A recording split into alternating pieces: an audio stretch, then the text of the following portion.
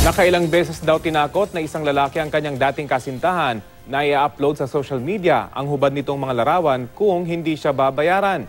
Ang pag-aresto sa suspect na uwi pa sa habulan. Balitang hatid ni Emil Sumangil, exclusive.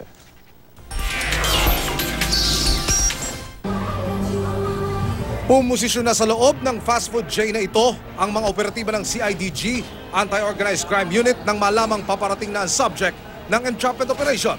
Ilang minuto lang, dumating na ang suspect at umupo sa tabi ng babaeng complainant. Nang iabot na sa suspect ang pera, agad kumilos ang CIDG at inaresto ang lalaki. Mga pulis kami. Upo ka muna. May karapatan ka manahimik, ha? Inaaresto ka namin sa kasong extortion. May karapatan ka manahimik at sa magulo.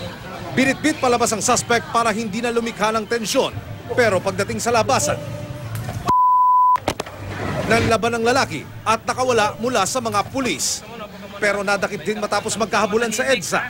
Ang suspect, si Brian Paulan, 39 anyos at isang call center agent. Inireklamo matapos umanong kikila ng ilang beses ang dating kasintahan. Batay sa complaint, tinatakot daw ng suspect ang biktima na ipopost sa social networking sites ang mga hubad niyang larawan kung di magbibigay ng pera. Hindi ko inakala na magiging ganun. So, dapat ngayon, be very vigilant.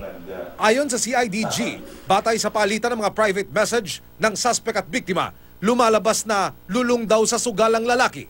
Mukhang modus eh. Matapos makuha yung loob nung victim, and then unknowingly makuhanan ng mga lewd videos or photos, gagamitin to, makikipag-break, then gagamitin in exchange for monetary considerations. Talagang series ang paghingi, hindi lang one time.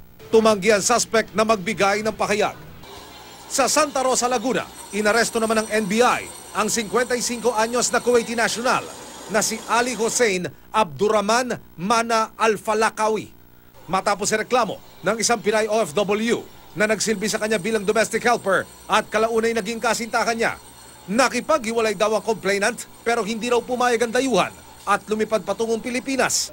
Nakipagkita siya sa Pinay at tinakot na isa sa publiko raw ang mga private video nila kung hindi makikipagbalikan sa kanya. No comment ang suspect. Payo ng NBI sa publiko. Huwag silang magpa-video kung ano mga private activity nila na ginagawa. Kasi madali itong i-upload at gamitin against sa partner niya. Lalong-lalo na sa mga babae.